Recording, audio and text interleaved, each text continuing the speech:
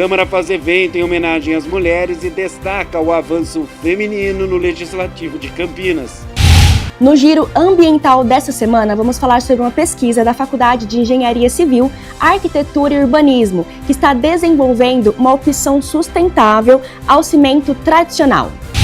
Estão abertas as inscrições para a 8ª edição do Parlamento Jovem da Câmara de Campinas. Podem participar escolas públicas e também particulares para preencher as 33 vagas existentes. O MAC de Campinas recebe a exposição Cidadela com instalação imersiva.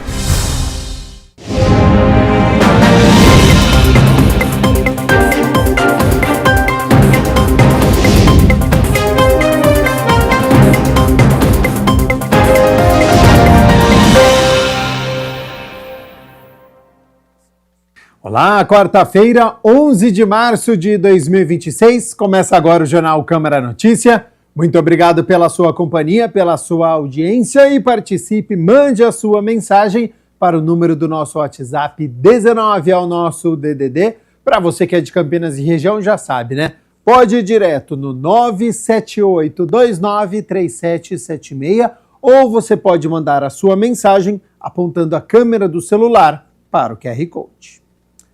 A gente abre a edição de hoje com as notícias da metrópole. O Museu de Arte Contemporânea de Campinas recebe, a partir desta semana, uma exposição que convida o público a mergulhar no universo das infâncias e na relação entre arte e natureza. Até o dia 12 de abril, o MAC abre as portas para o projeto Cidadela Arte e Natureza, da artista visual Maria Ezou.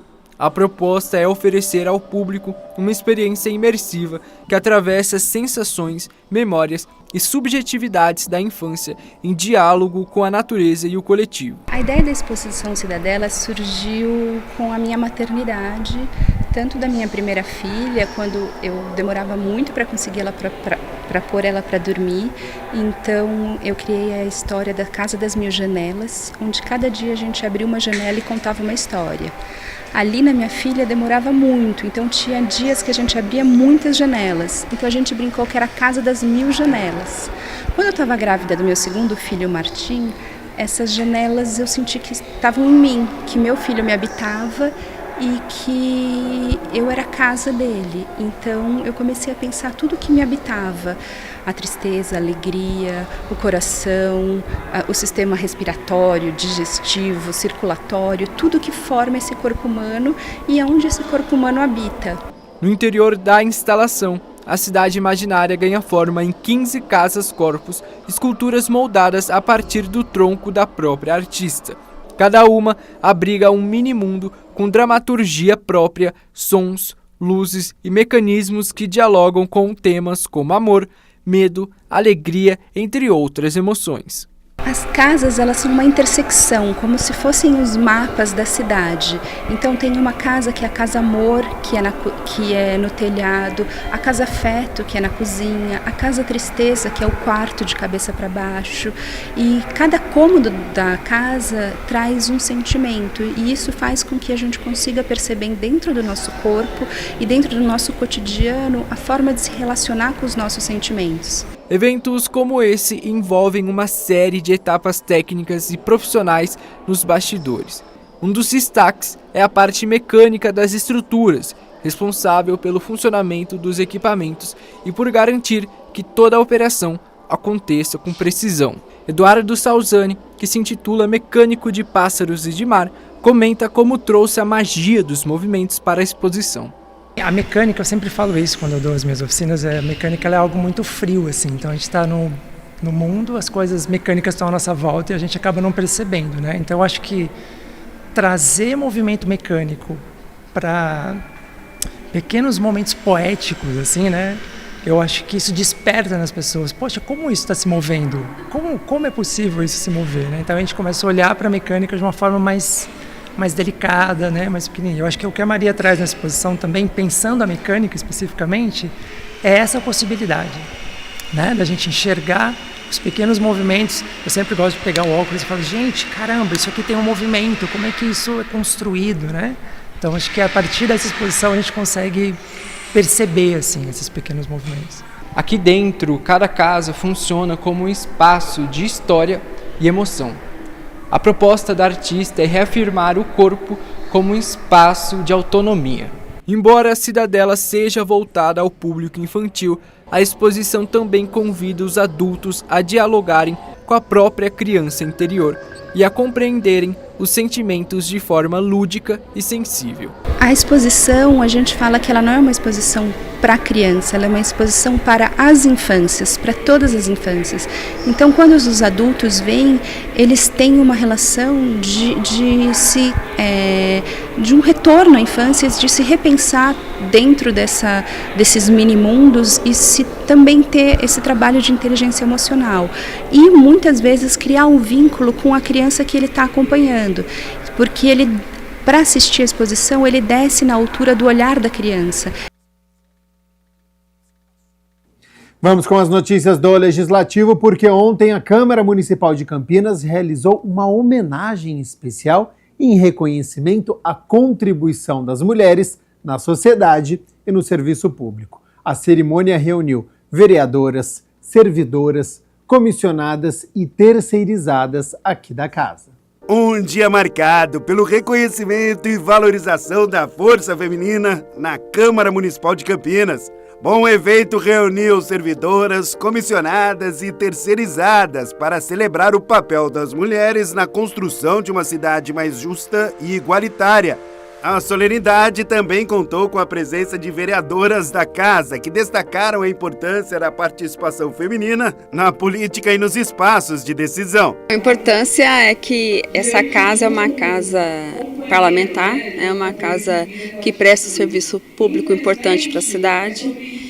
E está ocorrendo aqui um destaque sobre o trabalho das mulheres, o quanto as mulheres estão empenhadas em trabalhos como esse, de uma casa legislativa.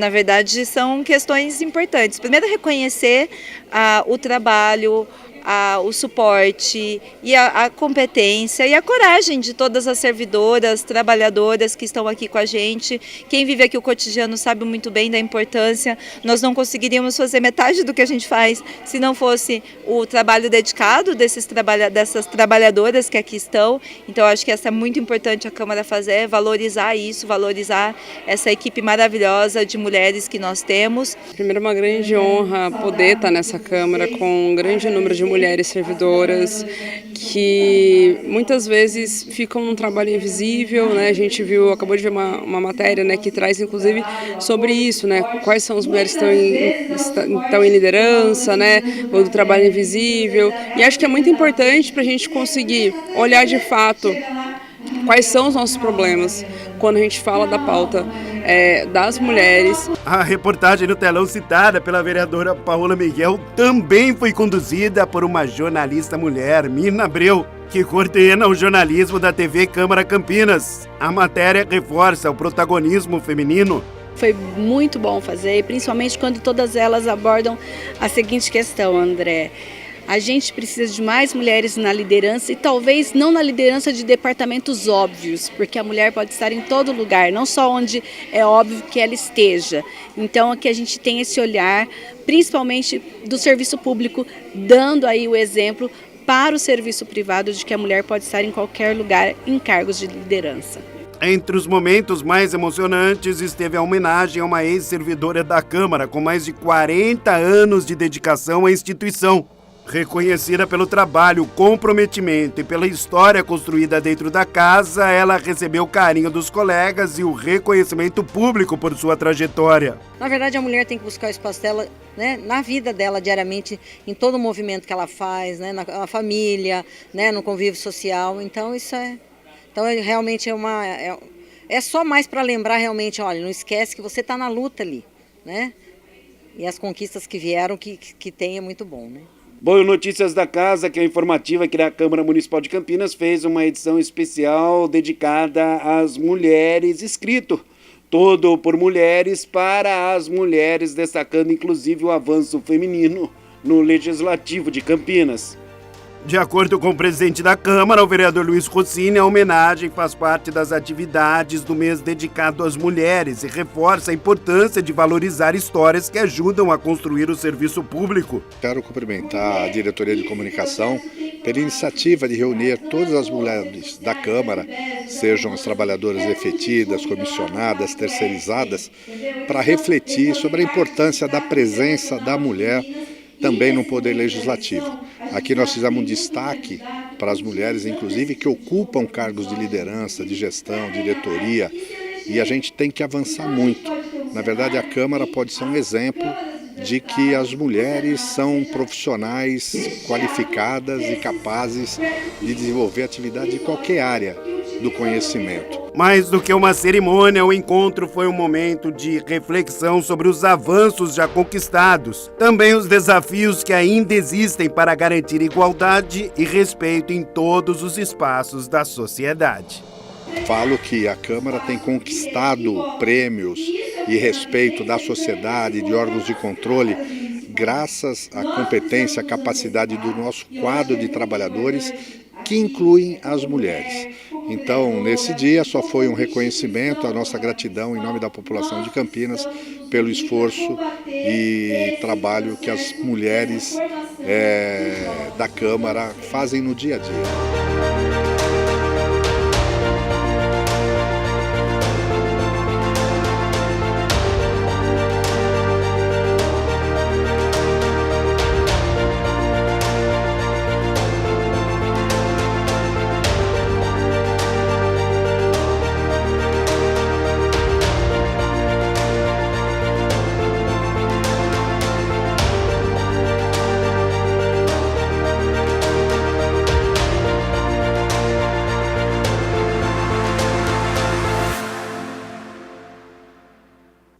A gente segue aqui com as notícias do Legislativo porque o vereador Igor Diego protocolou um requerimento cobrando do Poder Executivo números atualizados de violência doméstica.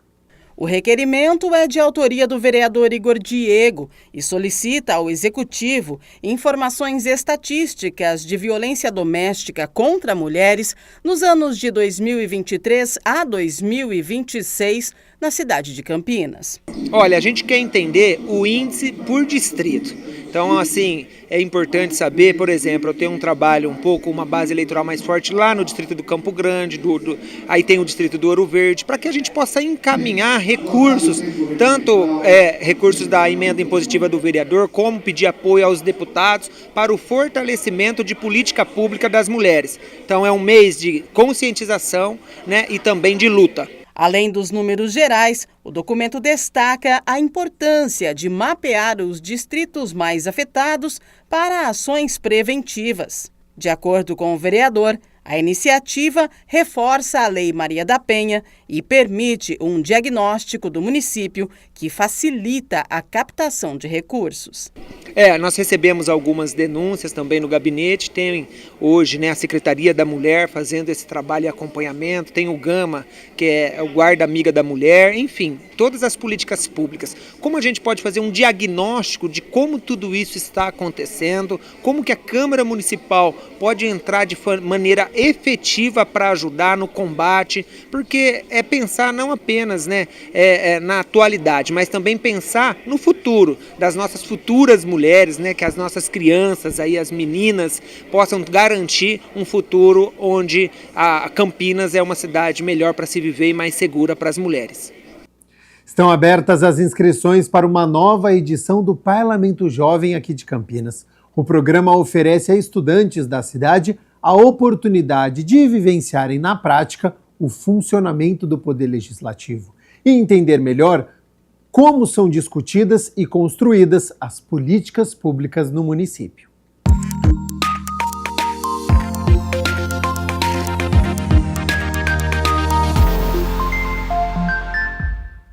O Parlamento Jovem é uma iniciativa da Câmara Municipal por meio da Escola do Legislativo de Campinas, a Elecamp, que busca incentivar a participação política e a formação cidadã dos jovens. O Parlamento Jovem em si, ele é um programa de simulação parlamentar. O que isso quer dizer?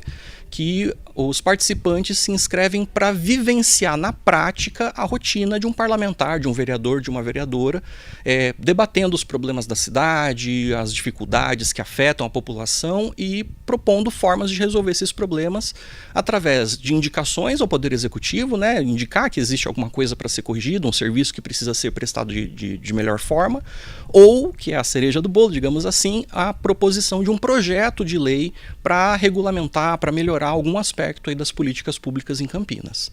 Podem participar alunos do 9º ano do ensino fundamental até o 2º ano do ensino médio, tanto de escolas públicas quanto particulares aqui de Campinas.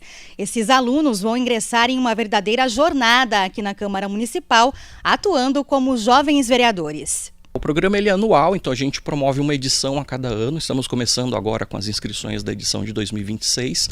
O número de vagas corresponde ao número de cadeiras de vereadores que nós temos em Campinas. Então nós temos 33 vagas para 33 escolas, cada uma delas podendo inscrever um aluno representando a comunidade escolar para esse programa. Entre as atividades estão encontros presenciais de formação política e cidadã, debates de ideias, elaboração de projetos de lei e uma simulação de reunião ordinária no plenário da Câmara.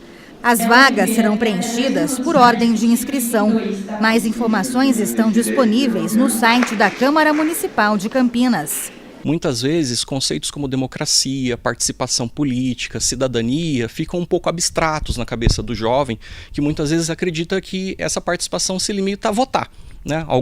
Uma boa parte deles, inclusive, ainda não tem a idade, né, para fazer a participação eleitoral, mas alguns entendem que participar se limita a isso, a escolher um candidato na hora de ir até a urna, conversar com seus pais a respeito dessa escolha.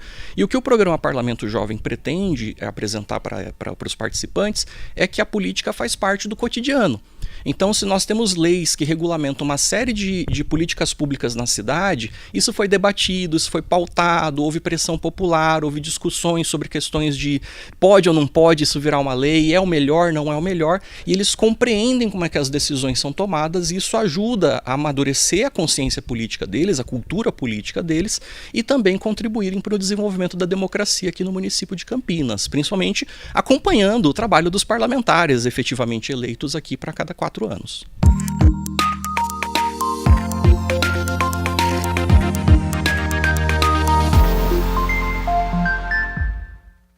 A educação infantil foi tema de um debate público aqui na Câmara Municipal. O encontro proposto pelo vereador Wagner Romão discutiu os desafios para a ampliação de vagas em tempo integral na rede municipal de ensino para crianças de 4 e 5 anos. Como garantir as mesmas oportunidades de acesso, qualidade e permanência para todas as crianças da educação infantil em Campinas foi tema de um debate público na Câmara Municipal, proposto pelo vereador Wagner Romão para ampliar o diálogo sobre a educação infantil em tempo integral.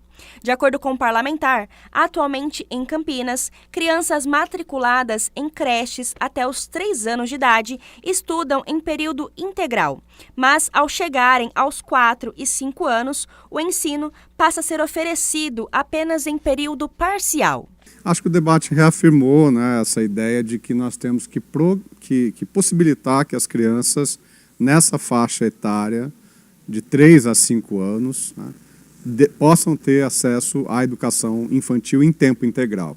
É um momento muito importante do desenvolvimento dessa criança, das suas potencialidades, da sua socialização, né, do início ali, dos seus fundamentos de alfabetização, de lidar com números, de lidar com a sua sociabilidade. Então não é uma questão menor. E o que o debate mostrou é que a gente talvez sequer possa falar em vagas em tempo parcial, né? Ou seja, vagas realmente para essas crianças são em tempo integral. E é dever da Secretaria Municipal de Educação, da Prefeitura de Campinas, promover esse direito. O encontro reuniu representantes do Sistema de Justiça, da Unicamp e de órgãos de proteção à infância. Segundo o vereador, como a rede pública direta não tem vagas suficientes, parte das crianças é encaminhada para unidades conveniadas, que são contratadas pela Prefeitura e administradas por organizações da sociedade civil. A gente talvez sequer possa falar em vagas em tempo parcial, né? Ou seja, vagas realmente para essas crianças são em tempo integral.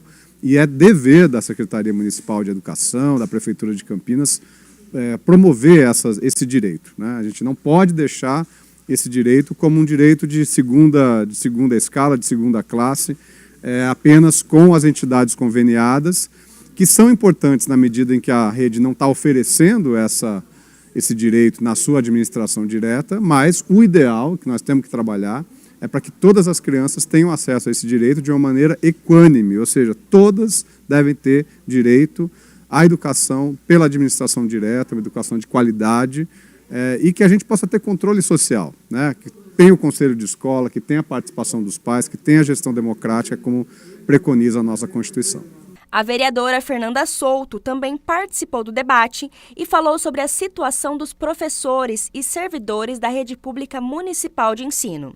Segundo ela, a forma como a educação pública é organizada e administrada também faz parte do processo pedagógico. No momento em que a gente passa pela privatização das escolas da educação infantil, ainda que se continue a ofertar um serviço público, a população não paga novamente por esse serviço, mas nós estamos falando aqui objetivamente de uma privatização da educação infantil do nosso município. Isso está relacionado à piora das condições de trabalho, à interferência do processo pedagógico que é construído coletivamente na rede, à criação dessas distorções que o vereador Wagner colocou, que são muito graves, e a gente precisa ter o entendimento de que é sobre isso que nós estamos falando, né? Nós estamos passando por um processo do desmonte da educação pública, o fechamento das turmas, inclusive a própria questão da oferta do ensino integral também está relacionado à questão do fechamento das escolas, que foi feito recentemente para a entrega, para direcionamento desses alunos para as unidades geridas pelas OSCs, que tem mais alunos por turma, em que os professores chegam a receber quase 70% menos, em que os agentes de educação infantil também têm uma defasagem salarial. Outro ponto bastante discutido foi o impacto do ensino integral na rotina das famílias, principalmente das mães. E é muito caro para mim essa discussão, porque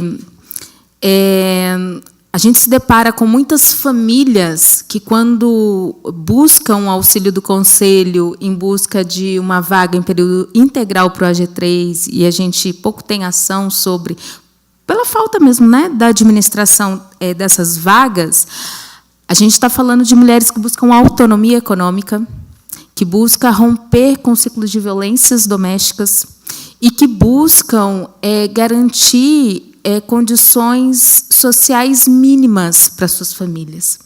E daí eu não posso. Inclusive, entra numa dualidade essa discussão sobre qual que é a necessidade dessa família frente ao direito da criança. A gente tem que possibilitar a que as mães possam ter o direito também, primeiro, a entender que seus filhos e filhas estão num local seguro, estão num local de educação de qualidade, estão sendo bem cuidadas, bem tratadas, e que possam desenvolver, já desde o início, né, da sua trajetória de vida, as suas potencialidades. Acho que esse é o ponto principal.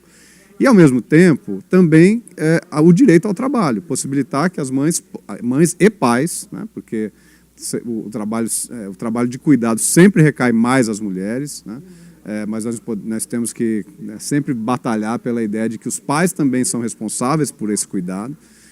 Então, que eles possam também trabalhar com tranquilidade, possam assumir essas tarefas, né, de sustento do lar, de relação com o seu trabalho, com a sua renda, de uma maneira também de maneira tranquila, entendendo que as suas crianças estão bem nas escolas municipais, de preferência da rede direta, da administração direta. O projeto de lei apresentado aqui na Câmara chama a atenção para os riscos das atividades esportivas de alto desempenho. A proposta pretende estabelecer medidas de prevenção para reduzir casos de mal súbito durante a prática esportiva. Um projeto de lei protocolado na Câmara Municipal de Campinas propõe tornar obrigatória a comprovação de aptidão médica para participação em práticas esportivas de alto desempenho no município. A proposta apresentada pelo vereador Arnaldo Salvetti tem como objetivo preservar a vida e a integridade física dos participantes. As academias hoje de Campinas no entendimento desse vereador e de algumas pessoas que me procurou, a preocupação qual que é? Que as pessoas realmente façam o exercício físico com uma autorização médica, né? Porque a gente vem acompanhando alguns acidentes que vem acontecendo com a questão da saúde, pessoas que estão fazendo exercício físico e muitas vezes não estão preparadas para fazer exercício físico. De acordo com um texto do projeto, a medida também busca incentivar a cultura da prevenção nas atividades esportivas e dar mais segurança jurídica para organizadores de eventos e responsáveis por estabelecimentos que promovem esse tipo de prática. Esse projeto de lei vem ajudar a prevenir a questão da pessoa, quando for fazer exercício físico, apresentar, né, um atestado médico, que ela está capacitada para fazer aquele exercício físico. Isso é nas corridas de rua, né, porque hoje aumentou também muito a questão das corridas. Então, assim, eu acho que vem ser uma prevenção antes que aconteça alguma coisa com a pessoa que vai fazer o exercício físico. A morte súbita cardíaca é um dos principais fatores de risco em atividades de alto desempenho. No Brasil, são cerca de 200 mil mortes por ano. Entre atletas jovens, a estimativa é de um caso entre 50 a 80 mil praticantes por ano. Eu vejo na questão de jornal, muitas vezes, de manhã, a gente pega a notícia que um rapaz novo teve um infarto fazendo exercício físico. Então, ele fez o check-up dele, ele teve autorização médica para poder estar fazendo aquele exercício. Né? Então, eu acho que é uma prevenção na cidade de Campinas e eu acho que uma prevenção para as academias e hoje o esporte em Campinas, que vem através das corridas, que tem aí a pessoa que vai fazer o esporte, ele esteja autorizado pelo médico a fazer aquele esporte. Uma viela que foi fechada em Joaquim Egídio tem tirado o sono dos moradores da região. Procurada pela população, a vereadora Guida Calisto protocolou um requerimento pedindo informações à prefeitura.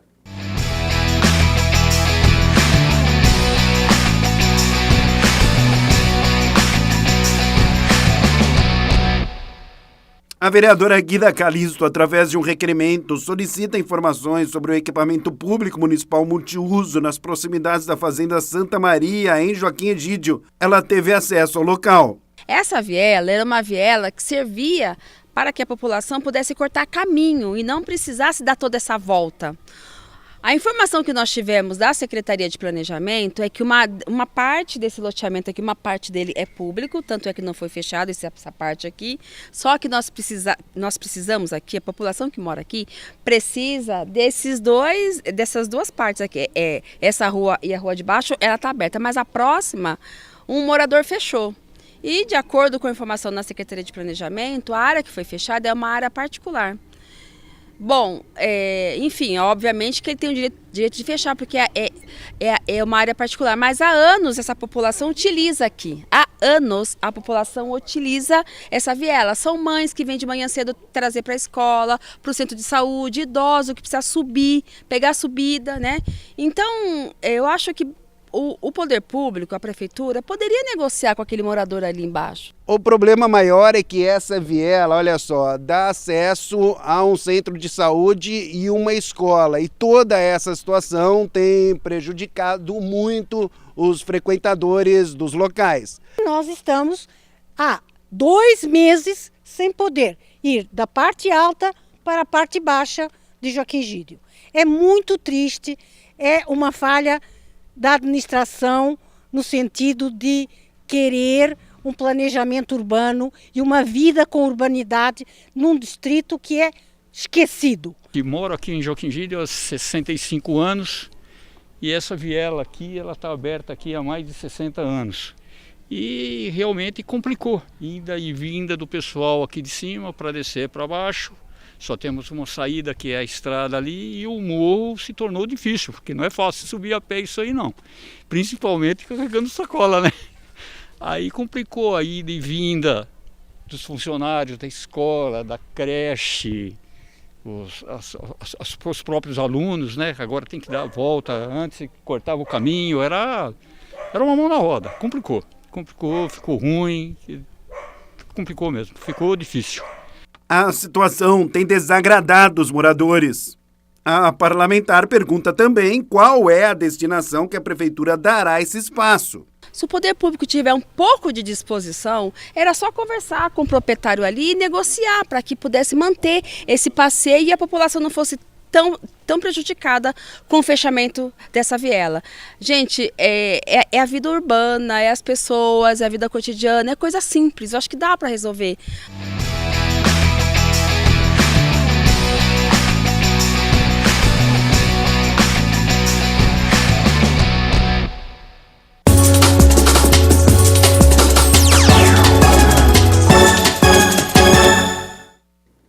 Enfim, apareceu a primeira vitória da Ponte Preta. Ontem a Macaca recebeu o Guarani de Bagé, venceu e se classificou à quarta fase da Copa do Brasil. A Ponte Preta começou em cima, Diego Tavares chutou, mas fraco. O Guarani de Bagé respondeu e com muito perigo, cruzamento na área, toque de cabeça e Diogo Silva conseguiu espalmar. Elvis tabelou com Rodrigo Souza, mas também chutou fraco. Diego Tavares arriscou da intermediária, mas sem direção. Veio o segundo tempo e logo aos 2 minutos, Brian Borges chutou rasteiro, forte, a bola bateu na trave antes de entrar. Placar aberto, 1-0 Ponte. Elvis quase fez gol olímpico. Kevson fez bela jogada pela esquerda, cruzou rasteiro, mas ninguém conseguiu aproveitar. Aos 45 minutos, o Guarani tentou em cobrança de escanteio, mas sem perigo. Então ficou nisso, no Moisés Lucarelli, Ponte Preta classificada à próxima fase 1. Guarani de Bagé eliminado 0. Primeira vitória da Ponte em 2026. Vitória muito importante da Ponte, né? Primeiro porque conquistou a primeira vitória na competição, na Copa do Brasil, e foi a primeira vitória do técnico Rodrigo Santana. E financeiramente foi muito importante, porque a Ponte, só de participar, de entrar na terceira fase, ela já tinha recebido 1,5 milhão de reais. Por ter vencido o jogo ontem, recebeu mais 1,6 milhão de reais. Então, enchendo os cofres aí do Moisés Lucarelli, precisa, né? Para poder pagar o salário aí dos atletas e também dos funcionários do clube.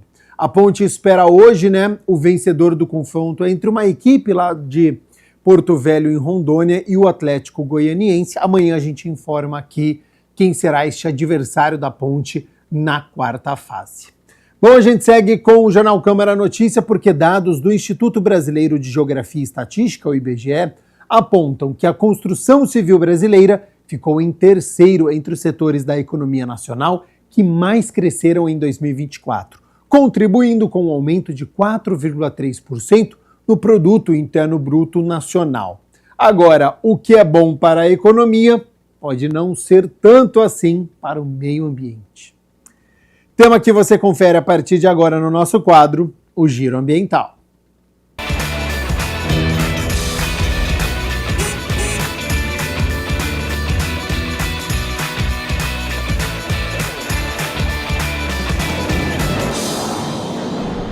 Olá, está começando mais um Giro Ambiental. O Brasil vive um momento de crescimento na construção civil, que é um dos setores que mais impulsionam a economia e geram empregos no Brasil. Mas você já parou para pensar no impacto ambiental por trás desse avanço? A produção do cimento tradicional, essencial para obras e edificações, é também uma das grandes responsáveis pela emissão de gás carbônico na atmosfera. E no programa de hoje vamos conhecer uma pesquisa da Faculdade de Engenharia Civil, Arquitetura e Urbanismo da Unicamp, que está desenvolvendo o cimento ecológico, que é uma alternativa sustentável. E para conversar com a gente sobre esse assunto, essa tecnologia e os impactos positivos que ela pode trazer para o meio ambiente e também para a sociedade, recebemos o professor Carlos Eduardo Marmorato. Professor, seja bem-vindo. Muito obrigado, Camila. Muito obrigado a todos aí pelo convite. Um agradecimento especial aí à TV Câmara Campinas pela oportunidade de estar falando desta pesquisa. Professor, para começar, como eu citei no início, né, a construção civil é um dos setores que tem mais avançado no Brasil. E por que o cimento tradicional ele é considerado um problema para o meio ambiente? O cimento tradicional, ele é o segundo material mais consumido pela humanidade. O primeiro material mais consumido é a água, o segundo é o cimento tradicional da construção civil. E ele utiliza duas matérias-primas básicas, uma delas é o calcário, que é uma rocha.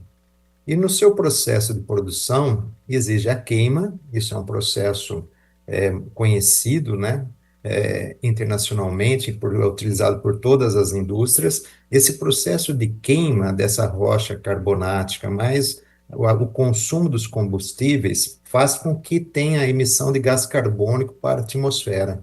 Então, Camila, para se ter uma ideia, para produzir 1 quilo de cimento tradicional para a nossa construção civil, cerca de 600 a 700 gramas de gás carbônico é liberado para a atmosfera. Então, o impacto em termos de emissões de gases poluentes, causadores do efeito estufa, ele é muito grande. O Brasil tem cerca de 60 milhões de toneladas de cimento produzidas ao ano. Então, em torno de 60% desse total em massa é a quantidade que é emitida de gás carbônico para a atmosfera. Então, o que a construção civil se preocupa, evidentemente, é mitigar, minimizar essas emissões. E, professor, o senhor coordena, né, atualmente uma linha de pesquisa na Unicamp, há cerca de 6 anos, que cria uma alternativa, né, para esse cimento tradicional. Poderia explicar para a gente um pouco mais sobre a sua pesquisa? Perfeito. Assim, o primeiro foco da pesquisa é ter um cimento alternativo. Ou seja, se nós diversificarmos os tipos de cimento que podem ser empregados, isso favorece para a construção civil. O cimento que nós estudamos, que é o cimento magnesiano, inclusive nós lançamos um livro no final do ano passado, que integra todas as pesquisas que nós fizemos nesses últimos anos. Ele é derivado das rochas magnesianas. Evidentemente, o processo de produção se assemelha muito ao cimento convencional. No entanto, para produzir esse cimento, você emite menos emissões de gás carbônico relacionado ao cimento Portland, que é o cimento tradicional. Então, se eu estou emitindo menos gás carbônico, eu consigo mitigar os impactos ambientais. E esse cimento, Camila, e a todos que estão aqui nos acompanhando, ele é um cimento que permite adições de cinzas, ou seja, resíduos de outras indústrias. Nós temos, por exemplo, no estado de São Paulo, né, uma grande produção de cana-de-açúcar, que o bagaço dela é queimado e se transforma numa cinza. Então, isto para efeitos de produção de energia elétrica, né, por meio das termoelétricas. Então, uma das pesquisas nossas foi utilizar a cinza da cana-de-açúcar em conjunto com esse cimento magnesiano. Então, além de eu ter uma matriz, vamos dizer assim, que já na sua origem, ponto de partida, emite menos gás carbônico para a atmosfera, eu ainda consigo incorporar resíduos de outras fontes. E esse cimento magnesiano, ele é feito de óxido de magnésio, é isso? Isso. A origem dele é o óxido de magnésio, e ele sai das rochas de carbonato de magnésio. O Brasil, aliás, é uma das rochas mais abundantes que tem, é o carbonato de magnésio.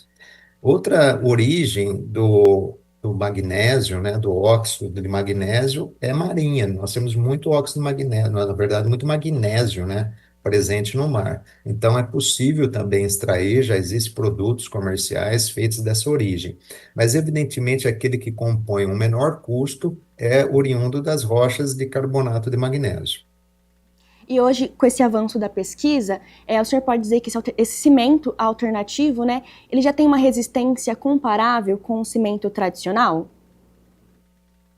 Esse cimento, Camila, o foco de utilização dele, isso é importante, nós estamos passando para toda a comunidade, é que nossa construção civil, ela utiliza muito material, né? Ela consome muito material para se verticalizar, para produzir nossos espaços, né? Residência, imóveis, etc.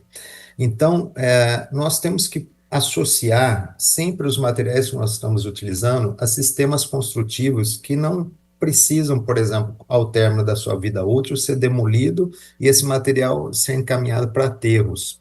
E é um desperdício de material. Então, um dos principais focos, quando a gente associa sustentabilidade aplicada na construção civil, é sempre nós estarmos associando os nossos materiais a sistemas construtivos que permitem, por exemplo, a montagem e a desmontagem. Isso é muito importante. Então, nós chamamos sistemas construtivos a seco, que diferem um pouco da nossa alvenaria convencional. Então, esse cimento magnesiano, ele é destinado para a produção, especialmente, de placas, né, chapas, painéis, e com isso eu faço, né, a fixação dessas placas num quadro, que é um pórtico, e com isso eu produzo painéis, e por meio dos painéis eu consigo produzir nossos ambientes construídos. Então, assim, não são as mesmas aplicações diretas do cimento convencional, mas é para a produção de elementos construtivos, e esses elementos construtivos serem aplicados num sistema construtivo que nós chamamos mais industrializado. É importante nós também implementarmos o maior nível de industrialização na nossa construção civil, para assim nós estarmos associando essas tecnologias a menores impactos ambientais. Professor, o senhor já citou um pouco sobre isso, mas o grupo também de pesquisa também desenvolveu a primeira placa plana magnesiana do Brasil, né? E você falou um pouco sobre essa aplicação, onde ela pode ser aplicada, é diferente o uso dela? Perfeito, Camila. Então, assim, exatamente, a primeira placa plana produzida por meio dessa tecnologia no Brasil. Então, nossa pesquisa começou, evidentemente, analisando os materiais, fazendo o cimento, incorporando resíduos, para depois transformar esse cimento num elemento construtivo. E esse elemento construtivo principal, né, é a placa plana. Para quem é leigo, né, ou para quem participa da construção civil, é fácil fazer uma analogia, por exemplo, com gesso acartonado, né, onde eu tenho uma placa de gesso acartonado que eu faço a fixação num painel. Então, o cimento magnesiano, na forma de uma placa, na forma de uma chapa, ele pode ser aplicado dentro do sistema de construção a seco. E nós, dentro da Faculdade de Engenharia Civil, Arquitetura e Urbanismo, conseguimos fazer a transferência desse know-how para o mercado. Então, já foi feita a transferência desse know-how, né, por meio da agência Inova, agência de inovação da Unicamp, para o mercado, e está disponível para todos. Perfeito. E, professor, na pesquisa vocês também citam sobre o déficit ambiental, né? Habitacional, que também essa pesquisa ela pode ajudar a reduzir esse déficit no país. Com certeza, tudo que é tecnologia que possa ser transformada num sistema construtivo, numa unidade habitacional, nós diversificamos as possibilidades e damos, né, uma possibilidade maior, vamos dizer assim, para, por exemplo, o poder público estar fazendo moradias populares por meio, né, de seus programas. E tanto o governo, né, um órgão público, quanto a iniciativa privada. Quanto ele tem uma maior possibilidade de uma opção de escolha, né, ele vai optar por aquela que, evidentemente, tem a melhor custo-benefício. E num país como o nosso, que tem um grande déficit habitacional, nós disponibilizarmos tecnologias que nós chamamos de tecnologia apropriada, né, que é a tecnologia que melhor se apropria para aquela situação. Isso é um ganho. E voltando um pouquinho na questão do sistema construtivo ser industrializado, montado e desmontado. Isso permite, por exemplo, até para a população de baixa renda, verticalizar, construir a sua moradia por meio de um simples processo construtivo de montagem, né? Ou seja, ele mesmo pode construir por meio de comprando os seus da mesma forma, mas a forma de verticalização é diferente, e construir isso porque é um sistema mais leve também. Quando a gente utiliza placas planas, quando a gente utiliza painéis, nós estamos fazendo com que os sistemas construtivos tenham menor densidade, menor peso do que o tradicional. Então, isso facilita, impulsiona a nossa construção civil, disponibilizando uma tecnologia que melhor se adequa à nossa realidade. E se essa tecnologia for usada em grande escala, né? Qual seria o impacto ambiental para o Brasil? Muito, Camila, pelo seguinte, como eu mencionei anteriormente, todos os insumos que nós utilizamos, né, em todas as indústrias são extraídos da natureza. Então, quando nós pensamos em ser sustentável, nós temos que mitigar o consumo de materiais, diminuir o consumo de materiais e aumentar a vida útil daquilo que está sendo produzido. Então, por exemplo, se eu vou fazer uma construção tradicional com tijolos, isso é tirado, né, do solo, o tijolo, um solo argilo-arenoso, que é calcinado. Se eu for produzir o cimento, eu também tiro, né, as rochas calcárias, tiro a argila da natureza, o próprio minério de ferro, transformando em aço. Então, sempre estou extraindo da natureza uma quantidade de insumos muito grande. Agora, se eu pego esse insumo e faço ele num sistema construtivo convencional, o que nós chamamos de sistema construtivo convencional? É a alvenaria, da maneira com que, né, predomina na nossa construção civil em todo o Brasil. Ou seja, produzir por meio de alvenaria, de tijolos, de blocos. Esse é um sistema, Camila, que não permite desmontagem, não é? Por exemplo, se eu quero dar uma outra, eu quero ampliar, se eu quero usar aquela área para uma construção maior, eu vou precisar fazer demolição. E tudo isso, de certa forma, acaba indo para aterro sanitário e muito pouco indo para processo de reciclagem. Ou seja, o sistema tradicional é um sistema que consome muito material e desperdiça muito material.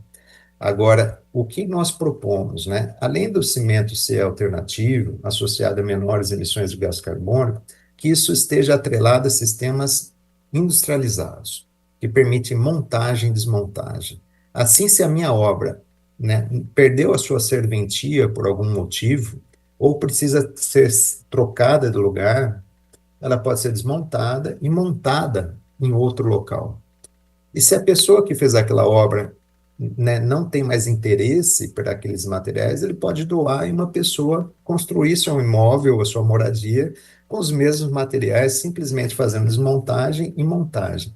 Então, é muito importante que nós, em termos de tecnologia para a construção civil, além de usar materiais associados a menores emissões de gás carbônico, nós mitigando o consumo de materiais e também utilizando o sistema construtivo que permite montagem e desmontagem e não demolição. E, professora, a gente sabe que a pesquisa continua, né? Quais são os próximos passos para essa pesquisa sobre o cimento sustentável e ecológico? Na construção civil, né, na engenharia civil, a gente sempre busca por maiores resistências mecânicas. Isso, evidentemente, quando você ganha maior resistência mecânica, você consegue otimizar as dimensões dos elementos, né? Então, a capacidade portante, evidentemente, do material, em termos de resistência mecânica, ela sempre também é uma das prioridades. Então, o que nós fizemos foi resgatar uma tecnologia muito esquecida, aprimorar essa tecnologia, e todo o processo de aprimoramento é constante. Então, nós estamos hoje, nesse momento, né, entrando na questão da nanotecnologia, que é para fazer, por meio, né, novos materiais que possam ser adicionados em nível nanotecnológico. Um deles, Camila, é o grafeno. Nós já começamos os estudos com o grafeno, que é uma adição, né, em termos de nanotecnologia, para melhorar as propriedades do cimento magnesiano como um todo, não só do ponto de vista de resistência mecânica, mas sempre pensando em durabilidade. Quanto melhor for o material em questão de desempenho e durabilidade, mais ele está associado às questões, né, aos quesitos de sustentabilidade aplicada na construção civil. Então, o próximo passo é nós sairmos também da parte microscópica, vamos dizer assim, e partir para a nanotecnologia que nós iniciamos este ano. Então já fica o convite aqui para o senhor voltar quando tiver novidades referente à pesquisa. Eu agradeço, Camila, agradeço a todos da TV Câmara Campinas pela possibilidade de estar divulgando o nosso trabalho. É sempre muito importante nós aproximarmos as pesquisas científicas da sociedade. Nós aqui na Faculdade de Engenharia Civil, Arquitetura e Urbanismo buscamos, evidentemente, fazer essa aproximação, porque nós, evidentemente, né, nosso país é um país em construção e as tecnologias precisam estar disponíveis cada vez mais rápido para a sociedade. Então, agradeço esse canal de comunicação, agradeço o convite e estou à disposição sempre. Perfeito, professora, a gente agradece. Muito obrigada pela sua participação e por compartilhar com a gente essa pesquisa que é tão importante para o futuro da construção civil e também para o meio ambiente. E o Giro Ambiental não acaba por aqui. Você continua com a gente para conferir mais informações e curiosidades sobre o meio ambiente. Até o próximo programa.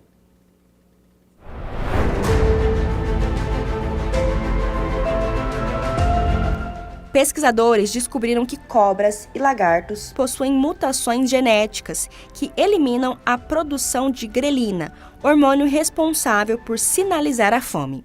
Ao analisar 112 espécies, o estudo confirmou que esses animais perderam a capacidade biológica de sentir a urgência de se alimentar. Além da ausência desse hormônio, houve também a perda do gene MBOAT4, que seria responsável pela ativação química no organismo desses répteis. Essa adaptação permite que esses predadores suportem jejuns prolongados, sem o estresse metabólico da fome constante. O mecanismo é estratégico para animais com dietas irregulares, garantindo assim que eles sobrevivam por meses até encontrarem a próxima presa em ambientes onde o alimento é escasso.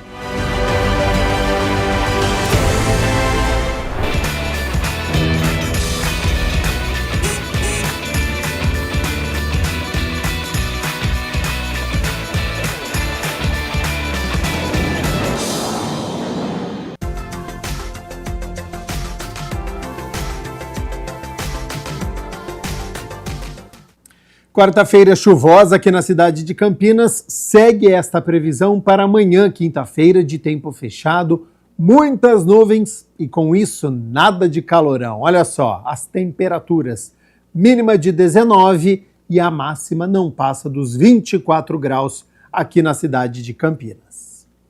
O Jornal Câmara Notícia fica por aqui. Muito obrigado pela sua companhia, pela sua audiência. Continue na nossa programação e nos vemos amanhã na quinta-feira. Até lá. Tchau, tchau.